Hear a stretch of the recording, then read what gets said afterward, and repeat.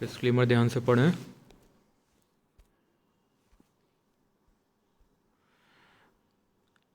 अब हम देख रहे हैं वाटर ट्रीटमेंट में जो जो भी यूनिट हम प्रयोग में लाते हैं उसकी एक समरी हम देख रहे हैं। तो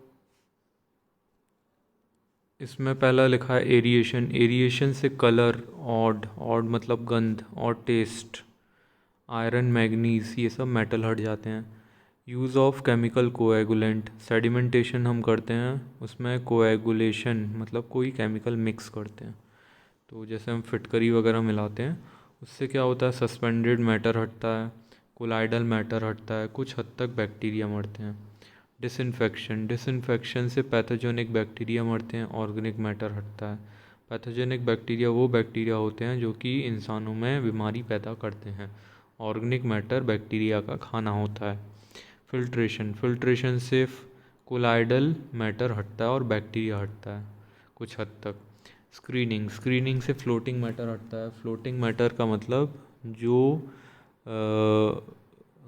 जो गंदगी, जैसे पेड़ पौधे या मरे हुए जानवर पानी के ऊपर तैरते रहते हैं। फ्लोटिंग का मतलब तैरना। तो फ्लोटिंग मैटर हटता है। सेडिमेंटेशन से सस्पेंडेड मैटर हटता है। सस्पेंडेड मैटर मतलब जो पानी में सस्पेंशन में रहता है। तो जो मिट्टी जो रहती है, पानी का जो मटमैलापन जो रहता है, मिट्टी पानी में के अंदर सस्पेंडेड रहती है, पर उसको यदि हम रोक के रखते हैं तो नीचे बैठ जाती है। तो पानी का मटमैलापन सेडिमेंटेशन से हटता है। सॉफ्टनिंग। सॉफ्टनिंग से हार्डनेस जाती है। इसको यदि हम एक सीक्वेंस में देखें तो सीक्वेंस में यदि हम देखें सबसे पहले हम करते हैं, इसका हम फ्लो चार्ट देखते हैं। जैसे हम पानी दो सोर्स से लेते हैं, या तो हम सरफेस सोर्स से या अंडरग्राउंड सोर्स से। सरफेस सोर्स में आता है नदी या तालाब, और अंडरग्राउंड सोर्स जैसे कि कुआं या फिर ट्यूबवेल।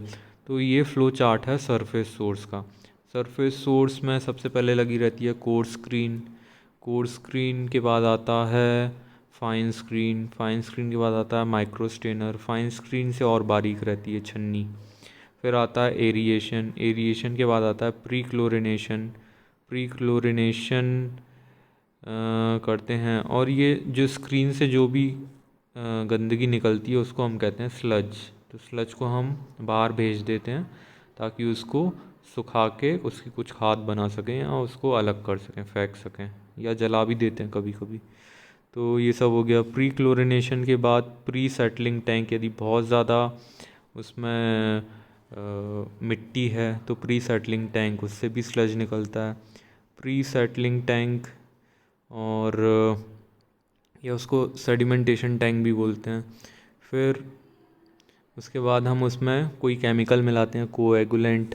कोएगुलेंट के बाद सेडिमेंटेशन विद कोएगुलेशन होता है, उसमें मिक्सिंग चैम्बर हम रखते हैं। मिक्सिंग चैम्बर में केमिकल मिक्स होता है। फ्लॉकुलेशन में फ्लॉक बनता है।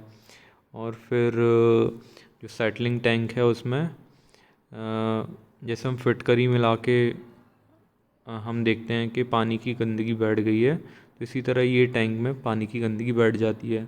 उसके बाद हम फ़िल्टर में भेजते हैं। फ़िल्टर के बाद हम उसमें क्लोरीन डालते हैं। क्लोरीन से क्या डिसइंफेक्शन होता है और सारे कीटाणु मर जाते हैं। फिर हम उसको स्टोर करके रखते हैं। फिर डीक्लोरिनेशन। यदि क्लोरीन की मात्रा बहुत ज़्यादा होगी तो क्लोरीन की मात्रा कम करते हैं।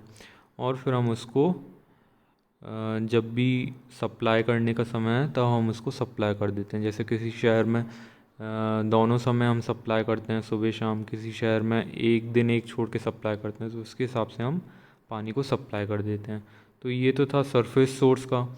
अब यदि अंडरग्राउंड सोर्स से यदि हम पानी लेके सप्लाई करते हैं तो उसका फ़्लो चार्ट कैसा रहता है। तो जैसे कुएं से ले रहे हैं या ट्यूबवेल से ले रहे हैं, सबसे पहले उसमें करेंगे एरिएशन। फ्लोटिंग मैटर तो है नहीं तो इसमें स्क्रीनिंग लगाने की ज़रूरत नहीं है, और उसमें सस्पेंडेड मैटर नहीं है तो सेडिमेंटेशन करने की भी ज़रूरत नहीं है। तो डायरेक्ट हमने किया एरिएशन। एरिएशन के बाद हमने उसमें किया सॉफ्टनिंग। सॉफ्टनिंग से हार्डनेस चली जाएगी। फिर हमने किया फिल्ट्रेशन, फिल्ट्रेशन के बाद किया डिसइंफेक्शन, डिसइंफेक्शन के बाद किया स्टोरेज, स्टोरेज के बाद उसको हम कर देते हैं सप्लाई। Thank you.